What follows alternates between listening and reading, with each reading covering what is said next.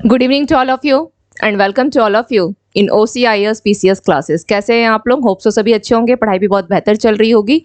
तो हम लोगों की अभी क्या है, यह जो सेशन है वह साइंस की सेशन है और इसमें स्पेशली क्या है 69th BPSC को फोकस करके ये सेशन है आपकी। ओके, तो 69th BPSC में देख लेते हैं कि कौन कौन से इंपॉर्टेंट जो प्रश्न है आपके साइंस सेक्शन से उसे करना है हम लोग को। तो आज का जो फर्स्ट क्वेश्चन है उसे देखते हैं कि कौन सा फर्स्ट क्वेश्चन है। ओके, चलिए स्टार्ट करते हैं। बॉल पेन निम्न सिद्धांत पर काम करता है। जो बॉल पेन है, ओके, क्या है?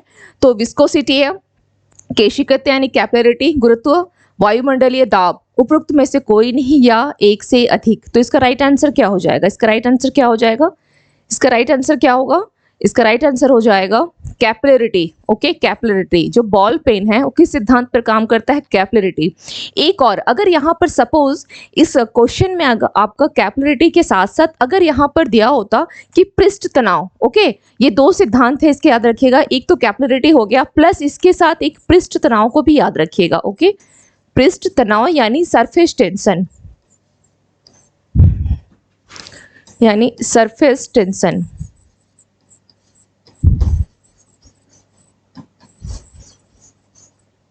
ओके, सरफेस टेंशन, इसको भी ध्यान रखिएगा। ये दो, अगर सपोज आपके क्वेश्चन में अगर ये दोनों वर्ड होते तो आपका आंसर क्या हो जाता? ई हो जाता। क्यों? क्योंकि दोनों उपरोक्त में से एक से अधिक, बॉल पेन दोनों सिद्धांत पे काम करता है, तो इन दोनों को ध्यान रखिएगा। अब बात आती है कि आखिर ये केशिकता होता क्या है? केशिकता क्या होता है? तो यहाँ पे ध्यान रखिएगा, जो लिक्विड होता है पेन में क्या होता है? पेन जैसे आप देख रहे हैं, तो ये तो चलिए एक डिजिटल बोर्ड में यूज हो रहा है, बट जो पेन होता है उसमें नीचे जो बॉल लगी होती है जिससे हम लोग लिखते हैं, है ना, जो लिक्विड भरी होती है, तो ये करता क्या है? उसी लिक्विड को, ठीक है, उसी लिक्विड को क्या करता है, या आप इसे लिख सकते हैं, उसे लिख सकते हैं कि लिक्विड यानी द्रव्य का, ठीक है, द्रव्य के जो लिक्विड होती है, तो आप इसे लिख सकते हैं द्रव्य के ऊपर चढ़ने, ओके, ऊपर चढ़ने, या इसे आप उतरने का भी बोल सकते हैं, ऊपर चढ़ने या नीचे उतरने, ऊपर चढ़ने या नीचे उतरने। ओके, नीचे उतरने। लिक्विड, ये क्या है? लिक्विड है, ठीक है। तो केशिकता किसे बोलते हैं? जो लिक्विड होती है उसको ऊपर चढ़ने या नीचे उतरने की घटना को हम क्या बोलते हैं? केशिकता यानी कैपिलरिटी बोला जाता है। और जो बॉल पेन है वो दो सिद्धांत पे है, केशिकता पे भी काम करता है, पृष्ठ तनाव पे भी काम करता है। यहाँ दोनों नहीं दिया है लेकिन आप ध्यान दोनों वर्ड को रखिएगा। ओके, चलिए नेक्स्ट क्वेश्चन को देख लेते हैं। नेक्स्ट क्वेश्चन क्या है? यदि दो द्रव्यमान दिए हैं, दो द्रव्यमान के बीच की दूरी अगर दुगनी हो जाती है, दो द्रव्यमान है यानी दो मास है, उसकी बीच की जो दूरी है अगर दोगुनी हो जाती है तो उनके बीच का जो गुरुत्वाकर्षण है वो क्या होगा? गुरुत्वाकर्षण क्या होगा? ओके, अब क्या है? आधा हो जाता है, दोगुना हो जाता है, चार गुना हो जाएगा, या एक चौथाई हो जाता है। तो इसमें से इसका आंसर बोला गया है कि इसका आंसर क्या होगा। तो इसका आंसर क्या होगा देख लेते हैं। चलिए सबसे पहले हम यहाँ पे लिखते हैं, सबसे पहले यहाँ क्या करना है हमें? जी, जी इक्वल्स टू, सबसे पहले यहाँ करना क्या है, क्या बोला गया है? क्वेश्चन, जस्ट ए मिनट, ये क्वेश्चन, यदि दो द्रव्यमान के, तो हमें क्या करना है कि बोला है गुरुत्वाकर्षण क्या होगा, उनके बीच का गुरुत्वाकर्षण बोला है, ठीक है। तो यहाँ पे क्या करना है कि न्यूटन के जो न्यूटन का जो लॉ है, ठीक है, न्यूटन का जो लॉ है, न्यूटन के जो ग्रेविटेशनल जो लॉ है, न्यूटन का लॉ, किसके? न्यूटन के लॉ के अकॉर्डिंग, न्यूटन्स, ठीक है, न्यूटन्स का क्या है? जो ग्रेविटेशनल लॉ है, न्यूटन्स का क्या है? Gravitational law. Okay, gravitational law, इस लॉ के अकॉर्डिंग होता क्या है? न्यूटन का जो ग्रेविटेशनल लॉ है इसके अकॉर्डिंग क्या होता है? जी, okay, F equals to G m1 m2 divided by क्या हो जाएगा? R square. Okay, R square. अब यहाँ पर क्या बोला गया है? दो द्रव्यमान है, इनके बीच की दूरी को बोला है कि दोगुनी हो जाती है। दो द्रव्यमान के बीच की दूरी है दुगनी, यानी जो दूरी है आप यहाँ पे दूरी को लिख सकते हैं। दूरी कितनी है? यह R1 कर सकते हैं। दूरी को क्या कर सकते हैं हम लोग यहाँ पे? R1। तो बोला क्या है? कितनी है दूरी है? या R1 जो है दूरी कितनी है?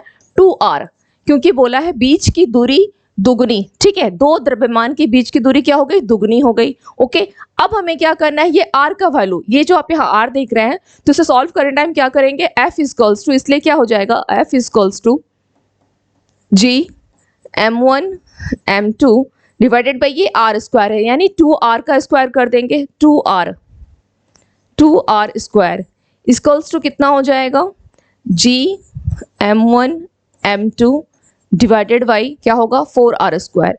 अगर ये 4r स्क्वायर आप यहाँ देख रहे हैं, ये 4r स्क्वायर है, तो क्या इसको हम लोग यहाँ पे लिख सकते हैं इस वैल्यू को, कि जो क्योंकि ये वैल्यू जो है, ये जो टोटल वैल्यू आप देख रहे हैं, ठीक है, यहाँ पे अगर 4 को छोड़ दिया जाए, ओके, इसको छोड़ दिया जाए तो ये वैल्यू आ गई, क्योंकि ये कितना हो गया, f हो गया, एफ वाई क्या हो जाएगा, 4 हो जाएगा। ये इसकी वैल्यू कितनी हो गई, ये टोटल की वैल्यू कितनी है, F G m1 m2 by R square. उसकी जगह हम इस f को भी तो लिख सकते हैं, तो f बाई 4 हो गया, f बाई 4 हो गया, ओके, क्या हो गया, ये f बाई 4 हो गया, ठीक है, 4 हो गया। तो हम यहाँ पे क्या कर सकते हैं, अब कुछ सवाल पे आते हैं, इसके ऑप्शंस पे आते हैं कि ऑप्शन क्या दे रखा है, कि आधा हो जाता है, आधा हो जाता है, 2 गुना हो जाता है, 4 गुना हो जाता है, 1/4 हो जाता है। तो यहाँ पे क्या हो रहा है, वो 1/4 हो जा रहा है, 1/4 हो रहा है ना, f क्या हो जा रहा है, 1/4 हो जा रहा है। तो इसका राइट आंसर क्या हो जाएगा, D is your right answer, is reduce to a quarter, is reduce to a quarter. Clear हो गया, समझ में आ गया ये। चलिए नेक्स्ट क्वेश्चन पे आते हैं। नेक्स्ट क्वेश्चन क्या है देख लेते हैं। ध्वनि तरंगे जो है निम्न घटना का प्रदर्शन नहीं करती है। ध्वनि तरंगे मैंने कल ही बताया था कि कल भी ध्वनि तरंग को लेकर के कुछ क्वेश्चंस कल की क्लास में भी था, है ना, अनुप्रस्थ अनुदैर्घ्य तरंग।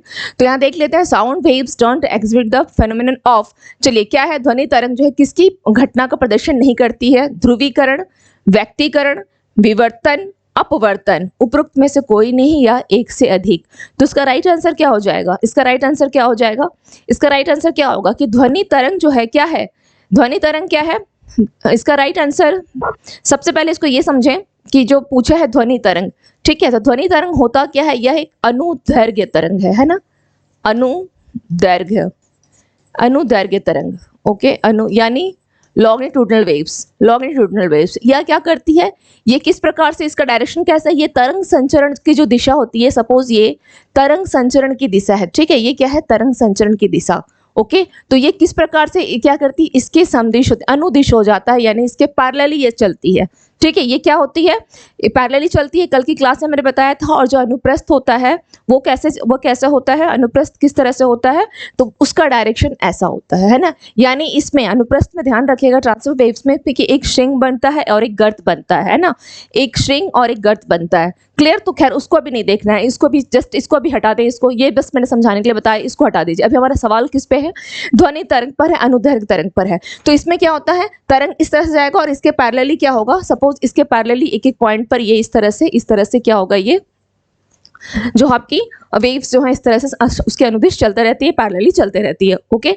चलिए अब क्या करना है इसमें, अब इसको समझना कैसे है कि इसमें इसको मतलब आपको लगता है कि इसे ध्रुवीकृत किया जा सकता है, इसको ध्रुवीकृत नहीं किया जा सकता है, ठीक है, यानी इसका पोलराइजेशन नहीं होगा। तो क्वेश्चन पूछा है कि किस घटना का प्रदर्शन नहीं करती है, तो इसका आंसर क्या हो जाएगा, ए, ध्रुवीकरण, क्योंकि जब यह इस तरह से चलेगा, जब इसका डायरेक्शन ऐसे होगा तो ये पोलराइजेशन कैसे करेगा, पोलराइजेशन तो करेगा नहीं, ये तो ऐसे चले जा रहा है, बिल्कुल ऐसे चल रहा है, तो पोलराइजेशन कैसे करेगा, तो इसमें यह घटना नहीं होती है, ठीक है, इसका प्रदर्शन नहीं करती, ध्रुवीकृत इसको नहीं किया सकता है। अब बात अगर ध्रुवीकरण की करती है, ठीक है, ध्रुवीकरण क्या होता है, ध्रुवीकरण जो होता है यह एक समतल में क्या होता है, कंपन करती है। अंतरिक्ष में किसी भी एक समतल पर जो कंपन करता है, अंतरिक्ष में कोई भी एक समतल पे जो कंपन करता है उसको हम क्या बोलते हैं, ध्रुवीकरण को बोलते हैं, यानी इसका पोलराइजेशन बोलते हैं, ठीक है। और ये होती क्या है, सीधी सी बात है, अगर बहुत ज्यादा अगर समझ में ना आए तो ध्यान रखिएगा कि हमारा जो ध्वनि तरंग है वो क्या है, अनुदैर्घ्य तरंग है। और यह क्या है, ये क्या है, क्योंकि इसका क्या है, अंतरिक्ष में एक समतल में ये तरंग जो है इसका संचरण होता है, ठीक है, इसको अंतरिक्ष में एक समतल में इसका कंपन करती है, तो इसको हम इसको बोल सकते हैं कि यह एक अनुप्रस्थ तरंग है, अनुप्रस्थ तरंग है। क्या है यह, अनुप्रस्थ, ओके, अनुप्रस्थ तरंग। तो बेसिक अगर डिफरेंस, ठीक है, तो बस इतना सा ध्यान रखिएगा कि ये क्या है, अनुप्रस्थ, ट्रांसवर्स वेव, ओके। तो क्लियर, ध्वनि तरंग और ध्रुवीकरण, इसमें बोला कौन सी घटना नहीं करती है, तो चूंकि ध्रुवीकरण नहीं करेगी क्योंकि यह एक ट्रांसवर्स वेव है और वह एक लॉन्गिट्यूडनल वेव से। क्लियर, अगर बहुत समझ में ना आए तो, ओके। चलिए नेक्स्ट क्वेश्चन पे आते हैं। नेक्स्ट क्वेश्चन क्या है, नाइट विजन उपकरण में किस प्रकार की तरंगों का उपयोग किया जाता है नाइट विजन में, radio wave, microwave, ultraviolet wave, supersonic wave, और उपरोक्त में से कोई नहीं या एक से अधिक। तो यहाँ पे ध्यान रखिएगा कि नाइट विजन के लिए, ठीक है, नाइट विजन के लिए जो नाइट विजन होती है उसके लिए क्या किया जाता है, आपकी अवरक्त तरंग का यूज किया जाता है। यहाँ पर आंसर हो जाएगा उपरोक्त में से कोई नहीं। आंसर क्या होगा, उपरोक्त में से कोई नहीं, उपरोक्त में से कोई नहीं, ठीक है, उपरोक्त में से कोई नहीं। और यहाँ पर क्या है, जो नाइट विजन किस प्रकार की तरंगों का उपयोग किया जाता है, तो अवरक्त तरंग होती है, अवरक्त। ओके, क्या बोलते हैं उसे हम, उस एक ऑप्शन तो नहीं है यहाँ, तो ऑप्शन ऑलरेडी दे रखा है, लेकिन यहाँ पे लिख ले आप अवरक्त तरंग। अवरक्त तरंग का यूज किया जाता है, ठीक है। नाइट विजन के लिए हम क्या करते हैं, अवरक्त तरंग का यूज किया जाता है। ये क्या है, ये क्या है, ये इलेक्ट्रोमैग्नेटिक जो वेव्स होती है उसका एक हिस्सा है, electromagnetic spectrum. Okay, electromagnetic spectrum का क्या है, यह एक हिस्सा है, ये एक हिस्सा है, ठीक है। इलेक्ट्रोमैग्नेटिक स्पेक्ट्रम का क्या है, एक हिस्सा है। इसके बारे में ज़्यादा आप देखेंगे तो जो इसका अगर तरंग दैर्घ्य देख लें, अगर इसका तरंग दैर्घ्य की बात कर लें, यानी इसकी वेवलेंथ की अगर बात करते हैं, तो इसकी वेवलेंथ, अगर इसकी वेवलेंथ यानी तरंग दैर्घ्य इसकी कितनी होती है, 700। आप इसको लिख सकते हैं 700 मोनोमीटर से 1 mn से mn, ओके, mn से कितनी हो जाती है, करीब करीब 1 मिलीमीटर, ठीक है, करीब करीब 1 मिलीमीटर, ओके। हाँ, 700 नैनोमीटर से 1 मिलीमीटर कितनी है, 700 नैनो, ओके, 700 नैनोमीटर, उल्टा लिख दिया था मैंने ना, नैनोमीटर, ओके। 700 नैनोमीटर से 1 मिलीमीटर इसकी वेवलेंथ होती है।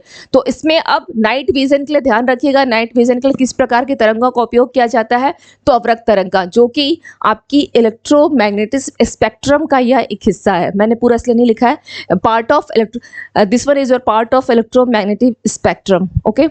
Now next, wavelength 700 nm to 1 mm, millimetre में है, मिलीमीटर, ओके, मिलीमीटर। चलिए, और इसके एक फीचर और ये ध्यान रखिएगा, चूंकि नाइट विजन है तो जो दृश्य प्रकाश होती है, ठीक है, दृश्य प्रकाश, जो विजिबल लाइट होती है, ठीक है, अगर हम इससे तुलना करते हैं, दृश्य प्रकाश की तुलना में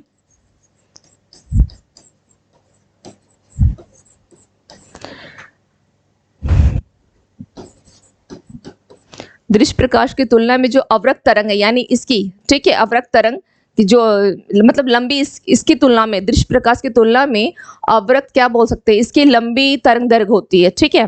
दृश्य प्रकाश की तुलना में, क्या इसको लिखना है पूरा डिटेल में इसको, कि दृश्य प्रकाश की तुलना में अवरक्त तरंग की लंबी, हाँ ये लिख सकते हैं, दृश्य प्रकाश की तुलना में अवरक्त तरंग की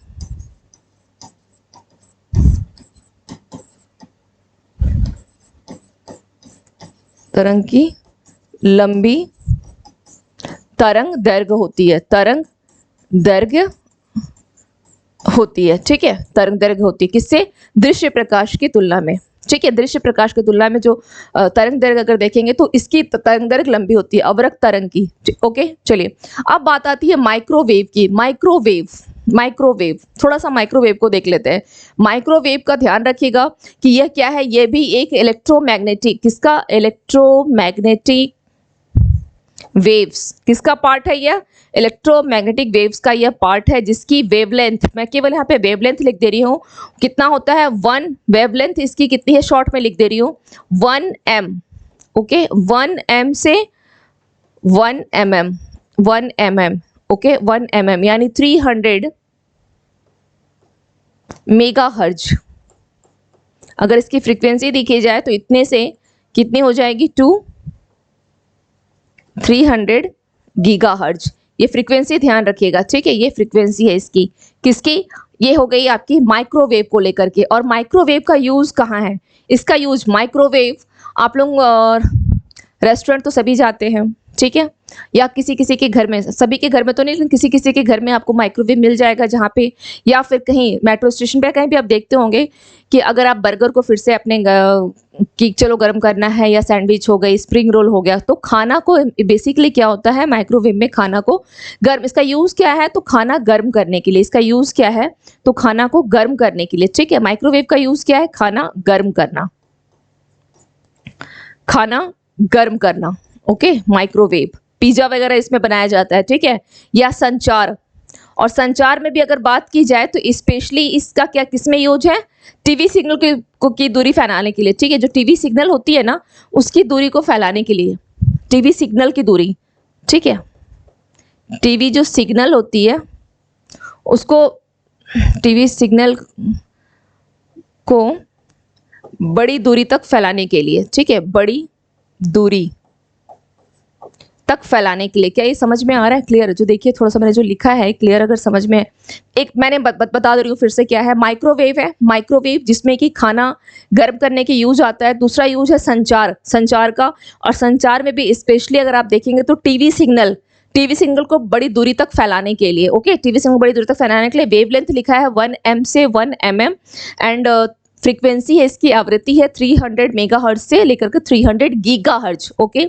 अगर हम बात करते हैं रेडियो वेव की, ठीक है, तो ये भी कितना है, अगर इसकी फ्रीक्वेंसी रेडियो वेव की अगर बात करें, यहाँ पर रेडियो वेव देख रहे हैं, एक्चुअली इस दोनों पे इसलिए बता दे रही हूँ कि इन दोनों पे सवाल बनते हैं, ओके, रेडियो पे, माइक्रोवेव पे, इसलिए इसको बता रही हूँ। इसकी फ्रीक्वेंसी कितनी है, अगर इसकी फ्रीक्वेंसी देखी जाए तो 300 गीगाहर्ट्ज, इसकी फ्रीक्वेंसी कितनी है, 300 गीगाहर्ट्ज से लेकर 3 किलो हर्ज, ठीक है। 3 किलो हर्ज है, वो 3 किलो है, के है, ओके, 3 किलो हर्ज इसकी फ्रीक्वेंसी है, यानी यह आवृत्ति है। हर्ज है तो इसका समझ में आना चाहिए कि आवृत्ति ही होगी। और ये भी क्या है, इलेक्ट्रोमैग्नेटिक वेव्स का यह भी एक हिस्सा है, इलेक्ट्रोमैग्नेटिक वेव्स का ये भी एक हिस्सा है। इसका यूज क्या है, इसका यूज भी सेम यही संचार में यूज होता है। ये इसका यूज भी क्या है, संचार में यूज होता है, संचार में है। फिर टीवी सिग्नल में भी इसका यूज है, टीवी सिग्नल में। उसके अलावा रडार आप लिख सकते हैं, रडार हो गया, कैमरा हो गया, इन सब में इसका यूज किया जाता है, क्लियर। तो ये कुछ ऐसे फीचर्स हैं जिस यहाँ से क्वेश्चन बन सकते हैं, ध्यान रखिएगा। विद्युत धारा के चुंबकीय प्रभाव की खोज किसने की, जो विद्युत धारा थी उसके चुंबकीय प्रभाव की, यहाँ पे खोज पूछा तो ज्यादा डीपली नहीं जाना है। खोज किसने की, जूल, फैराडे और इसका ये नाम मत देखिए, इसको ये देखें, ठीक है। ऑर्स्टेड ने की, किर्चहॉफ ने, तो इसका राइट क्रिस्चॉफ्स लिखा हुआ है, क्रिस्चॉफ्स को यहाँ पे किर्चहॉफ लिख दिया गया है, ये मिस्टेक है, इसलिए इसको मत देखिए और इसको मत देखिए, इसको दोनों पढ़ना है। ऑर्स्टेड को पढ़ना है, ऑर्स्टेड पढ़े और क्रिस्चॉफ्स पढ़े, ओके। तो उसका राइट आंसर क्या हो जाएगा, राइट आंसर क्या होगा कि विद्युत धारा है ना, यानी इलेक्ट्रिक करंट के चुंबकीय प्रवाह की खोज किसने की थी, ऑप्शन सी, ऑर्स्टेड ने किया था, ऑर्स्टेड ने किया था, ऑर्स्टेड ने किया था, ओके। चलिए नेक्स्ट क्वेश्चन पे चलते हैं। नेक्स्ट क्वेश्चन क्या है, निम्नलिखित में से कौन सी धातु जो है, धातु प्रदूषक नहीं है, धातु पूछ लिया है यानी मेटल पूछा है, प्रदूषक नहीं है। आर्सेनिक, पारा, एल्युमिनियम, पारा, आर्सेनिक, पारा, मरकरी, चलिए आप हिंदी वाले को छोड़ दें, ठीक है। आर्सेनिक हो गया, मरकरी हो गया, लेड है, एल्युमिनियम है। तो पूछा है कौन सा धातु जो है प्रदूषक नहीं है। इतना आसान सा है, लेकिन उसमें आप लोग एग्जाम में अगर एक क्वेश्चन आ जाए तो आप लोग दिमाग तो वहाँ जरूर लगाएंगे, है ना। आसान चीजें नहीं दिखाई देगी कि काफी आसान सा पूछा है। सोचिए कि एल्युमिनियम से क्या कोई प्रदूषण फैल सकता है, एल्युमिनियम से नहीं। इसका आंसर क्या हो जाएगा, इसका आंसर क्या हो जाएगा, सी, है ना। बहुत आसान सा सवाल है, मैंने कहा था कि साइंस में बीपीएससी क्या करता है, कुछ बहुत आसान से सवाल उठाएगा और हमें वही आसान सा सवाल का जवाब क्या होता है नहीं दे पाते हम, है ना। उसमें उस आसान में क्या होता है, हमें लगता है कि इतना आसान कैसे पूछ सकता, फिर वहाँ पे हम एक्स्ट्रा दिमाग जब लगाते हैं जो लगाने की आवश्यकता नहीं है, वहाँ पे बहुत क्वेश्चंस को देख कर साधारण, बिल्कुल मतलब ऐसा नहीं सोचना है कि साइंस है तो बहुत टफ है, ऐसा पूछेगा वैसा नहीं पूछेगा। उसके साइंस में कुछ क्वेश्चंस बहुत ईजी होते हैं, इनफैक्ट अधिकांश क्वेश्चन उसके इजी ही होते हैं। कुछ ही ऐसा रहता है साइंस में जो टफ होता है, कुछ ही ऐसा रहता है, ओके। अगर 30 क्वेश्चन पूछेगा तो मुश्किल से 2 या 3 क्वेश्चन ही ऐसे होंगे मैक्सिमम, अदरवाइज के क्वेश्चंस बहुत इजी होते हैं। और उसके जो क्वेश्चंस का आप देखेंगे, जितने भी क्वेश्चन तक पूछा है उसी के रिपीटेशंस को, क्वेश्चन को वो उठाने की कोशिश करता है, ठीक है। कुछ क्वेश्चन नहीं भी होते हैं, तो ये ध्यान रखिएगा कि यहाँ पर जैसे कौन सा धातु प्रदूषक नहीं है, बहुत आसान है ये। एल्युमिनियम साफ नजर आ रहा है कि एल्युमिनियम नहीं है, ना तो इसमें किसी एक्सप्लेनेशन की जरूरत है ना किसी चीज की जरूरत है, एल्युमिनियम की प्रदूषण हो ही नहीं सकता, ठीक है। चलिए नेक्स्ट क्वेश्चन देख लेते हैं क्या है। आमतौर पर 1 से 3 वर्ष की आयु के बीच के बच्चों में प्रोटीन की कमी, ठीक है, प्रोटीन की कमी क्या होता है, क्या होता है, मतलब जो प्रोटीन की कमी हो जाती है तो उससे कौन सा डिजीज होता है। यहाँ पे कुछ डिजीज जैसे एनीमिया हो गया, गोइटर दिया गया है, क्वाशियोक्योर, जीरोफल्सीमिया। तो इसमें क्या होता है, 1 से 3 साल के बीच के बच्चों में अगर प्रोटीन की कमी हो जाए तो कौन सी डिजीज होती है 1 से 3 साल के बीच के बच्चों में। ये एक बीपीएससी का ये एक फेवरेट क्वेश्चन है, ध्यान रखिएगा। तो उसमें ऑप्शन सी हो जाएगा, ठीक है, क्वाशियोकर रोग। अगर यही सवाल को ये पूछते कि क्वाशियोकर डिजीज जो होता है निम्नलिखित में से किसकी कमी के कारण होता है, प्रोटीन हो गया, कैल्शियम हो गया, कार्बोहाइड्रेट हो गया, कुछ ऐसा दे दे, विटामिन हो गया, तो ध्यान रखिएगा कि प्रोटीन की कमी, ठीक है। ये अपने आप में ये भी आप इसके ऊपर भी सवाल बन सकता है कि किसकी कमी के कारण होता है, तो प्रोटीन की कमी के कारण होता है। ओके, प्रोटीन की कमी के कारण क्वाशियोकर डिजीज होता है, ठीक है। अब बात करते हैं एनीमिया की, जिसको मैंने प्रीवियस क्लास में पढ़ाया था, इसलिए पूछ भी रही हूँ। एनीमिया किस विटामिन की कमी के कारण होता है? एनीमिया किस विटामिन की कमी के कारण होता है? Vitamin B12। विटामिन क्या होगा? B12। ओके, विटामिन B12 की कमी से क्या हो जाता है? एनीमिया डिजीज हो जाती है। और B12 का जो अगर बोला जाए साइंटिफिक नेम क्या है, तो साइनोकोब्लामिन। ओके, क्या है इसका नाम? साइनोकोब्लामिन। साइनोकोब्लामिन, साइनोकोब्लामिन। ओके, साइनोकोब्लामिन,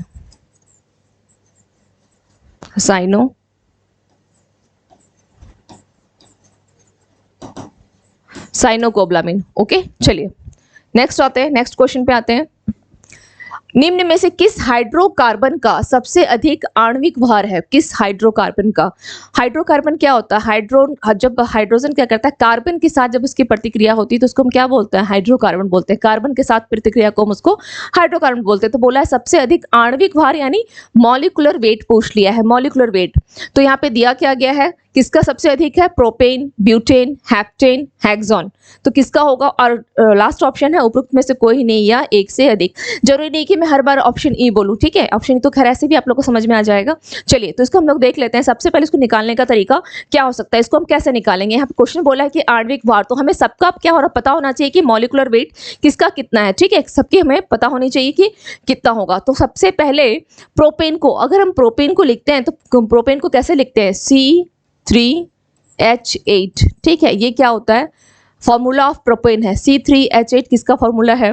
प्रोपेन का। तो सबसे पहले अगर ये प्रोपेन हो गया तो अब हमें क्या करना है, हमें इसको निकालने का तरीका बता देती हूँ, ठीक है। एग्जाम में आता है, थोड़ा सा ध्यान दीजिएगा।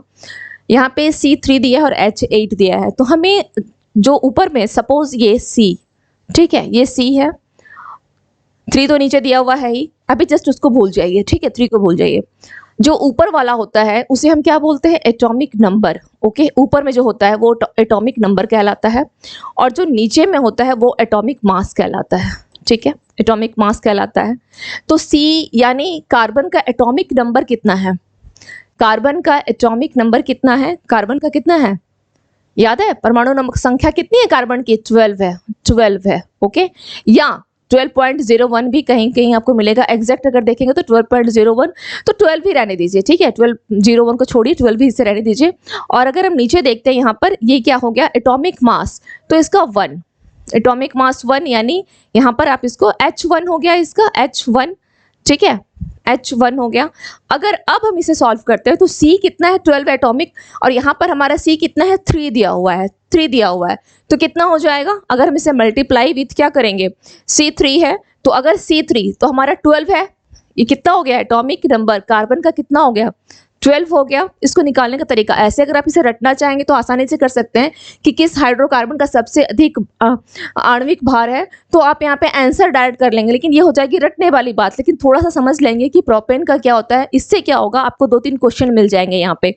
एक तो आपको अगर फार्मूला पूछ लिया ब्यूटेन के लेकर के, ब्यूटेन के बारे में भी बीपीएससी पूछ लेता है, ठीक है, ब्यूटेन, मीथेन, ये सब उसका एक पेड क्वेश्चंस होते हैं।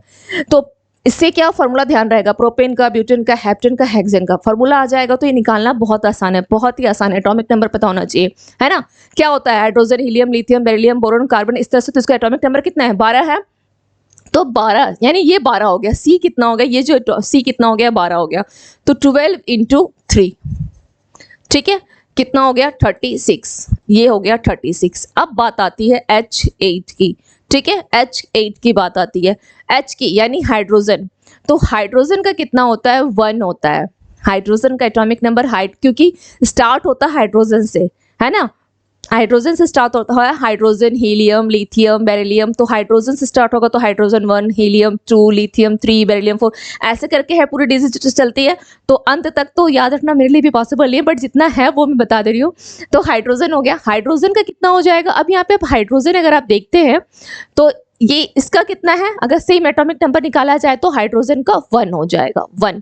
ओके, अब हमें क्या करना है, ये कितना है H8 दिया हुआ, ये हमने C3 का निकाला, ये हमने C3 का निकाल दिया, और ये कितना है H8 है, ये H8 का कितना हो जाएगा, H8 है यानी 1 × 8, तो कितना हो गया, ये 8 हो गया।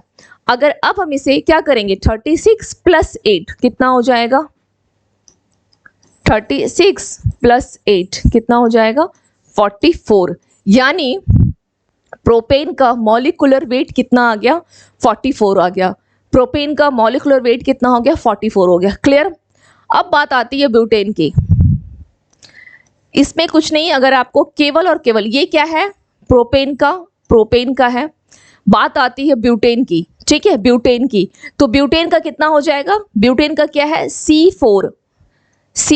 मैं इसको अलग पेन से लिख दूं क्या, चलिए अलग पेन से कर दे रही हूँ, है ना, वरना कंफ्यूजन हो जाएगा। C4, ब्यूटेन का C4 कितना हो जाएगा, H10, C4H10 है, हाँ C4H10 ही होगा, डाउट तो नहीं है, क्लियर है, C4H10। ओके, चलिए, तो अब यहाँ पे सेम वैसे निकालना, तो हमें कार्बन का पता चल चुका है रटना, अब इसे बार बार थोड़ी लिखना है इसे, ये तो मैंने समझाने के लिए आपको बताया था, बार बार तो लिखना नहीं है क्योंकि एटॉमिक नंबर वही रहना है, चेंज तो होना नहीं है।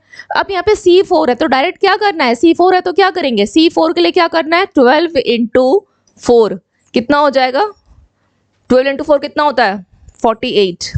ओके, एंड H यहाँ पे 10 है ना, तो H10 का मतलब कितना हो जाएगा, हाइड्रोजन की एटॉमिक नंबर कितनी है, 1 है, तो 1 × 10 = 10, दैट्स वाई कितनी हो जाएगी हाइड्रोजन, 48 + 10, 48 + 10 = कितना हो गया, करीब करीब कितना हो जाएगा, 58 हो जाएगा, 58 हो गया, ठीक है, 58 हो गया। अब बात आती है हेप्टेन की, ओके, हेप्टेन की। तो हेप्टेन का कितना हो जाएगा, हेप्टेन का अगर किया जाए तो कितना हो जाएगा, C7H16, ओके, तो C7 है यानी 12 × 7 कितना हो जाएगा, 84, एंड H16 यानी 1 × 16 = 16, तो 84 और 16 कितना हो जाएगा, 84 + 16 कितना हो जाएगा, 100, ठीक है, कितना हो गया, 100 हो गया, 100 हो गया, 100 हो गया, ठीक है। अब बात आती है हेक्सेन की, ओके, हेक्सेन की आती है, तो चलिए हेक्सेन की आती है, तो इसका कितना हो जाएगा, हेक्सेन का कितना होता है, इसका होता है C6H, ये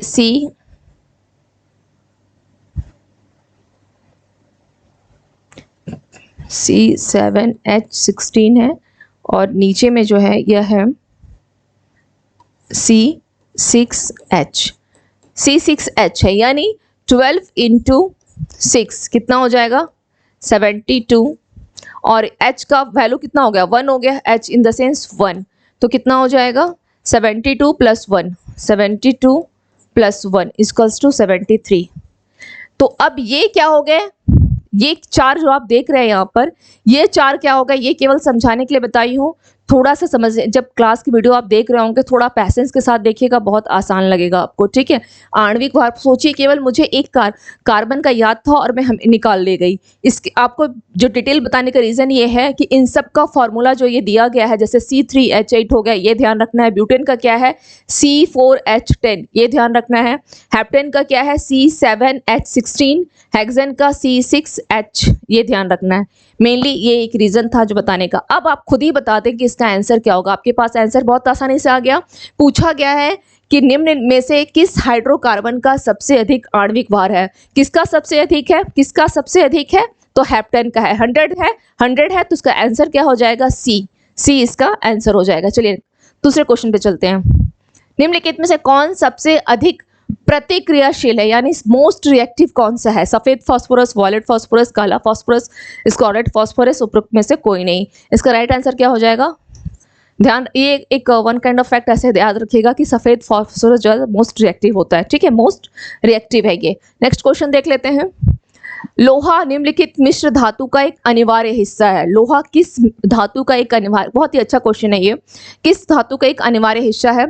तो रोज मेटल, कॉन्स्टेंटन और इम्वाव, पीतल, उपरोक्त में से कोई नहीं। तो इसका राइट आंसर क्या होगा? इसका राइट आंसर क्या हो जाएगा बताएं? इसका राइट आंसर क्या हो जाएगा? इसका राइट आंसर हो जाएगा इम्वार। एक्चुअली क्या है, यह जो दिया गया है इम्वार, ये है क्या? ये क्या है? तो निकल, ठीक है, ये किसका है? निकल प्लस आपका हो जाएगा लो प्लस क्रोमियम, ठीक है। इसकी मिश्र धातु को, इस मिश्र धातु को क्या बोला जाता है? इम्वॉर। आप देख रहे हैं इम्वॉर दिया हुआ है, ठीक है, दिया हुआ है। इस मिश्र धातु को क्या बोला जाता है? जो इंसान क्या होता है, सब कुछ पता है, ऐसा नहीं है कि लोहा के बारे में नहीं पता है, पता था लोहा का क्या होता है, उसमें लोहा में क्या आता है, निकल आएगा, लो आएगा, क्रोमियम आएगा, लेकिन इस वर्ड का मतलब नहीं, इस वर्ड में क्या क्या चीजें मिक्स है, निकल है, लोहा है और क्रोमियम, मिश्र धातु को क्या बोला जाता है? इन्वॉल्व बोला जाता है, इन्वॉल्व बोला जाता है, ठीक है, ELINVAR इसकी स्पेलिंग, इंग्लिश का टर्मिनोलॉजी जरूर ध्यान रखिएगा। ओके, चलिए नेक्स्ट क्वेश्चन देख लेते हैं। पॉजिट्रॉन पर आवेश बराबर है, पॉजिट्रॉन पर the charge on positron is equal to the charge on alpha current, proton, electron, neutron. इसका राइट आंसर क्या हो जाएगा? इसका राइट क्या होगा? प्रोटॉन हो जाएगा। प्रोटॉन पॉजिट्रॉन यानी पॉजिटिव आवेश है ना, पॉजिटिव चार्ज होता है, तो उसमें कौन सा होगा? प्रोटॉन हो जाएगा, प्रोटॉन। ओके, चलिए नेक्स्ट है। मात्रा के अनुसार परसेंटेज के संदर्भ में कौन सी अक्रिय गैस वायुमंडल की संरचना में सर्वाधिक है? क्वेश्चन को केवल लेंदी बना दिया है, थोड़ा सा समझिए क्वेश्चन क्या बोला है। मात्रा के अनुसार परसेंटेज के संदर्भ में, ठीक है, परसेंटेज वाइज देखा जाए तो कौन सी अक्रिय गैस जो है वायुमंडल की संरचना में यानी उसकी स्ट्रक्चर में सर्वाधिक है? क्या क्या दिया गया है? नियॉन है, रेडॉन है, जेनॉन है, आर्गन है। ओके, तो इसका राइट आंसर क्या हो जाएगा? इसका राइट आंसर क्या होगा?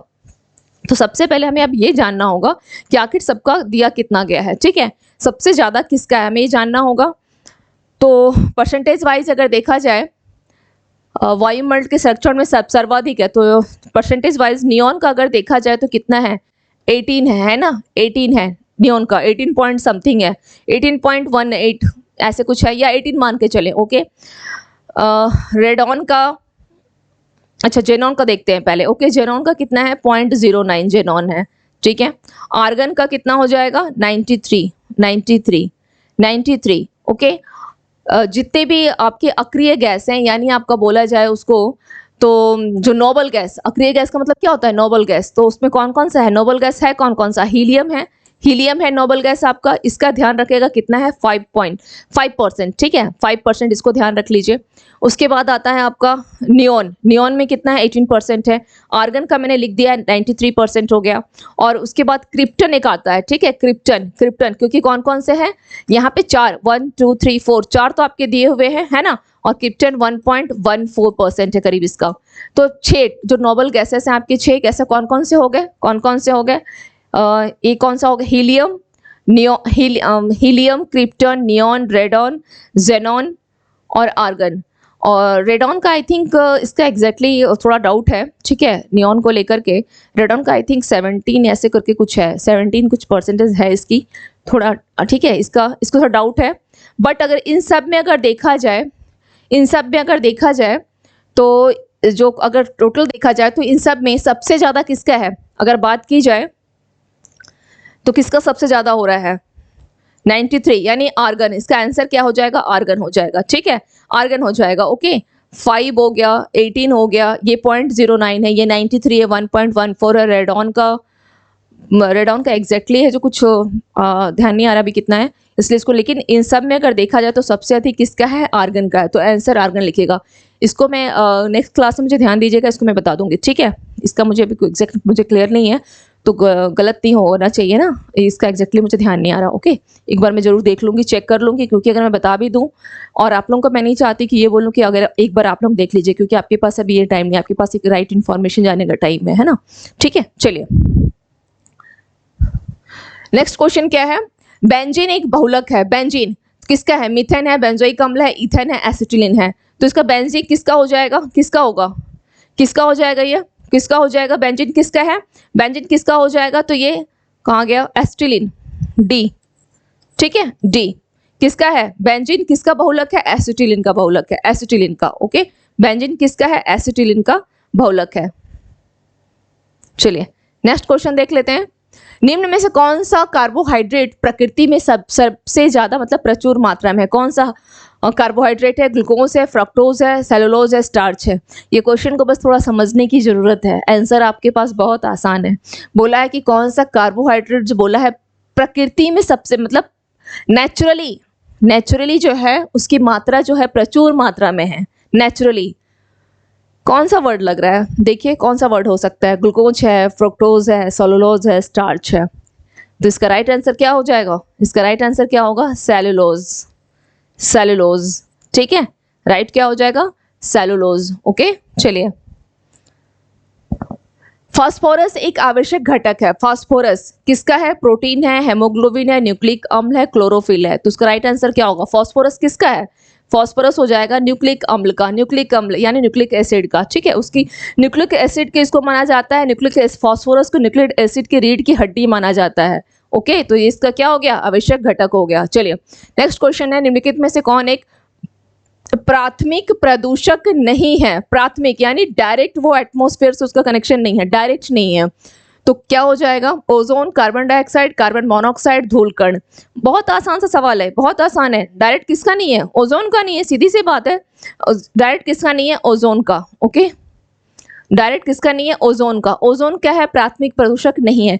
इसके साथ एक वर्ड और ध्यान रखिए जो एग्जाम में पूछता है, और वो है आपका, इसके साथ एक वर्ड और ध्यान रखिए, सल्फ्यूरिक एसिड। ये भी क्या है आपका जो है प्राथमिक प्रदूषक नहीं है, प्राइमरी पॉल्यूटेंट नहीं है, सल्फ्यूरिक एसिड। अगर यही सवाल बीपीएससी पूछे और वहां पे ओजोन भी दे और सल्फ्यूरिक एसिड भी दे तो आंसर ऑप्शन ही हो जाएगा, यानी एक से अधिक। क्लियर? ये दोनों वर्ड को ध्यान रखिएगा, ये दोनों क्या है? प्राथमिक प्रदूषक नहीं है। ठीक है, क्या ओजोन क्या करता है? ये तो अल्ट्रावायलेट रेज के साथ प्रतिक्रिया, अल्ट्रावायलेट रेज के साथ क्या करता है? अल्ट्रावायलेट जो रेज होती है, इस रेज के साथ वो O2 की क्या करता है? फोटोकेमिकल, O2 जो ऑक्सीजन की फोटोकेमिकल के साथ रिएक्ट करके फिर आता है ना, क्या करता है? ऑक्सीजन की जो फोटोकेमिकल रिएक्शन से बनता है, ऑक्सीजन का क्या करता है? फोटोकेमिकल। इतना लिखने की जरूरत नहीं है, अब डायरेक्ट बस ये ध्यान रखिए कि अल्ट्रावायलेट रेज जो होती है उसके थ्रू है। अल्ट्रावायलेट रेज के साथ ओजोन कैसे आता है? अल्ट्रावायलेट रेज के साथ ऑक्सीजन के फोटोकेमिकल रिएक्शन करके तभी आता है ना, तभी आता है, यानी डायरेक्ट तो पहुंचता नहीं है। ठीक है, केमिकल रिएक्शन से होता है तो ओजोन हो जाएगा। बाकी कार्बन डाइऑक्साइड वगैरह है, कार्बन मोनोऑक्साइड है, ये डायरेक्ट एटमॉस्फेयर को नुकसान पहुंचा रहे हैं। ओके, चलिए नेक्स्ट क्वेश्चन देख लेते हैं। एग्रोस्ट्रोलॉजी अध्ययन है। एक चीज और ध्यान रखिएगा, अध्ययन से पूछ लीजिएगा किसका कौन से अध्ययन का पूछता है ना, किसका मतलब स्टडी ऑफ दिस पूछता है। ठीक है, तो एग्रोस्ट्रोलॉजी से समझ में किस में आता है? तो क्या होगा? एग्रो ग्रास, घास है ना, ग्रास घास को याद रखने का तरीका क्या है? एग्रो ग्रास यानी घास। तो किसका स्टडी होता है इसमें? घास का, ग्रास का। ओके, घास, ये वर्ड इंग्लिश वाला देखिए आप लोग। ठीक है, ग्रास। चलिए नेक्स्ट क्या है, निम्नलिखित में से कौन सा रोग जीवाणु से नहीं होता है? जीवाणु से बोला है कि क्या नहीं होता है? बोला है नहीं होता है ना। हैजा, कुष्ठ रोग, क्षय रोग, हेपेटाइटिस। तो इसका राइट आंसर क्या हो जाएगा? हेपेटाइटिस, क्योंकि हेपेटाइटिस जो है ये वायरस से होता है, ये वायरस से होता है। ठीक है, हेपेटाइटिस वायरस से होता है। बाकी हैजा हो गया, कुष्ठ रोग हो गया, टीबी हो गया, ये सब किससे होते हैं? जीवाणु से होते हैं, है ना, जीवाणु से होते हैं। कल भी मैंने टीबी के बारे में बताया है क्लास में। नेक्स्ट क्वेश्चन है, इंसुलिन। इंसुलिन क्या है? लवण है, विटामिन है, हार्मोन है, एंजाइम है। तो क्या है? इंसुलिन एक हार्मोन है। इंसुलिन क्या है? एक हार्मोन है। इंसुलिन क्या है? हार्मोन है। ठीक है, या और क्या करता है? ये पेनक्रियाज यानी अग्नाशय के बीटा सेल से इसका निर्माण होता है ना, अग्नाशय के, यानी इसको हम बोल सकते हैं कि इंसुलिन का निर्माण किससे होता है? इंसुलिन का निर्माण किससे होता है? तो पेनक्रियाज के बीटा सेल्स द्वारा ये निर्मित होता है, बीटा सेल्स द्वारा निर्मित, है ना। और ये क्या क्या है, इसका क्या काम है, इंसुलिन क्या करता है, रक्त प्रवाह से ग्लूकोज को लेकर के पूरे शरीर में क्या करता है, ये शरीर की कोशिकाओं तक पहुंचाता है, किस लिए, ऊर्जा, है ना, ताकि आपके शरीर में ऊर्जा जो है वो बनी रहे, है ना। ऊर्जा बनाने के लिए क्या करता है, रक्त प्रवाह से ग्लूकोज को लेता है, पूरे बॉडी में दौड़ाता रहता है, मतलब दौड़ाना तो मैंने कह दिया, लेकिन अगर बोला जाए तो दौड़ाने का ही काम ही करता है, ठीक है, पूरे बॉडी में यानी पूरी कोशिकाओं में, ठीक है, पूरी कोशिकाओं में। तो इंसुलिन क्या है, पैनक्रियास के, ये भी क्वेश्चन पूछता है क्योंकि बीटा सेल्स द्वारा ये निर्मित होता है, ठीक है। चलिए नेक्स्ट क्वेश्चन देख लेते हैं क्या है। मानव आंख के रेटिना पर बनने वाली चित्र होती है, मानव आंखों के जो रेटिना पे चित्र बनती है वो कैसी बनती है, आभासी और उल्टा, आभासी और सीधा, वास्तविक और उल्टा, वास्तविक और सीधा। तो इसका राइट आंसर क्या हो जाएगा, इसका राइट आंसर क्या होगा, इसका राइट आंसर क्या हो जाएगा, वास्तविक, यानी रियल बनता है और उल्टा बनता है, रियल और उल्टा, ठीक है, रियल एंड इन्वर्टेड। चलिए नेक्स्ट क्वेश्चन देखते हैं। निम्नलिखित में से कौन मानव पाचन तंत्र का हिस्सा नहीं है, मानव पाचन तंत्र का बोला है, हिस्सा नहीं है, हिस्सा नहीं है किसका, पाचन तंत्र का,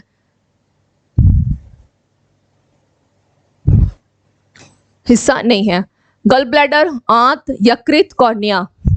अब इसमें भी एक्सप्लेनेशन की जरूरत है या आंसर बताने की भी जरूरत है, ये तो अपने आप में यहाँ पे आंसर दिया हुआ है, काफी आसान सा कि कॉर्निया क्या है, कॉर्निया आपके पाचन तंत्र का हिस्सा नहीं है। चलिए कौन सा अर्धचालक नहीं है, यानी सेमीकंडक्टर नहीं है, कौन सा है, germanium, silicon, selenium, tellurium. Okay, तो यहाँ पे ध्यान रखिएगा कि इसमें आंसर हो जाएगा एक से अधिक, कौन सा अर्धचालक नहीं है, नहीं है तो जर्मेनियम तो आपका अर्धचालक है, सेमीकंडक्टर ये है, और सिलिकॉन भी सेमीकंडक्टर है, ठीक है। सेलेनियम और टेलुरियम को यहाँ पे लिया है, तो यहाँ पे आपका राइट आंसर, थोड़ा सा डाउट आ रहा है कि सेलेनियम और टेलुरियम, तो यहाँ पे आंसर, क्योंकि टेलुरियम जो है ये आपका क्या है, उपधातु है, ठीक है, उपधातु है ये, टेलुरियम क्या है, यह एक उपधातु है, तो इसका राइट आंसर क्या हो जाएगा फिर, इसका राइट आंसर सेलेनियम डी होना चाहिए, कौन सा एक अर्धचालक नहीं है, सेलेनियम और टेलुरियम। सेलेनियम भी आपका अर्धचालक में आएगा, ये हो, सो सेलेनियम भी अर्धचालक में ही आता है, इसका राइट आंसर हो जाएगा अर्धचालक आएगा, या सिलिकॉन, जर्मेनियम तो बिल्कुल कंफर्म है कि ये उसमें अर्धचालक में, इसका आंसर आपका ई होगा, ठीक है, इसका आंसर एक से अधिक होगा। कौन कौन सा बोला है, सेमीकंडक्टर नहीं है, तो सेलेनियम नहीं है और टेलुरियम नहीं है, ये दोनों इसके आंसर होंगे, सेलेनियम और टेलुरियम। ओके, सेलेनियम और टेलुरियम। इस क्वेश्चन को एक बार फिर और मैं देखूंगी क्योंकि थोड़ा सा मुझे हल्का, मतलब माइन्यूट सा मुझे थोड़ा डाउट लग रहा है, माइन्यूट सा, लेकिन वो मैं कल आपको क्लास जैसे ही स्टार्ट होगी, ठीक है, कल मैं सबसे पहले इसको एक बार क्लियर करूंगी, लेकिन इसका आंसर मोस्ट प्रोबेबली इसका आंसर एक से अधिक यानी सेलेनियम और टेलुरियम ही होगा। ओके, सेलेनियम और टेलुरियम, यानी क्योंकि इसमें बोला है कौन सा अर्धचालक नहीं है, तो जर्मेनियम और सिलिकॉन क्या है, ये तो आपका अर्धचालक है, 100% सही है, ये दोनों हैं। जो नहीं है वो सेलेनियम और टेलुरियम, हाँ ऑप्शन ई हो जाएगा, ऑप्शन ई होगा, एक से अधिक, ठीक है, एक से अधिक, आंसर ई होगा, आंसर ई होगा। चलिए नेक्स्ट क्वेश्चन देखते हैं। निम्नलिखित में से कौन एक रेडियोधर्मी तत्व नहीं है, रेडियोधर्मी बोला है, कैडमियम, थोरियम, यूरेनियम, रेडियम। अब यहाँ पर यूरेनियम बहुत आसान है, रेडियोधर्मी पूछ लिया है तो क्या होगा, जो आपके थोरियम हो गया, यूरेनियम हो गया, रेडियम, ये सब किस में आता है, ये सब के सब किस में आते हैं, ये सब आते हैं रेडियो एक्टिव एलिमेंट में, है ना, लेकिन कैडमियम जो है यह आपका रेडियो एक्टिव एलिमेंट में नहीं आता है। ओके, थोरियम, यूरेनियम, रेडियम, ये सब क्या है, आपके रेडियो एक्टिव एलिमेंट है। चलिए, विद्युत आवेश को संचय करने के लिए जिस उपकरण का डिवाइस का यूज किया जाता है वो क्या कहलाता है, ट्रांसफार्मर, ट्रांजिस्टर, कैपेसिटर, इंडक्टर। तो उसको हम लोग क्या बोलते हैं, उसे हम लोग बोलते हैं कैपेसिटर, ठीक है, कैपेसिटर बोलते हैं। लास्ट क्वेश्चन है, रासायनिक ऊर्जा का विद्युत ऊर्जा में रूपांतरण जो होता है, ओके, तो बैटरी होती है, इलेक्ट्रिक हीटर होती है, डायनेमो है, परमाणु बम है, तो इसका राइट आंसर क्या हो जाएगा, बैटरी।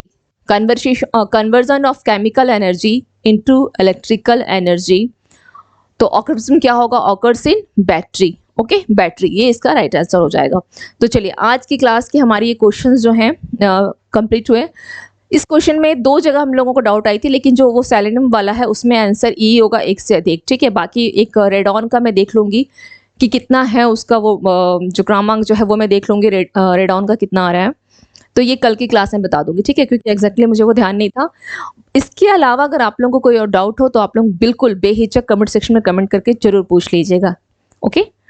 तो मिलते हैं फिर नेक्स्ट सेशन में। Thank you to all of you and have a nice evening.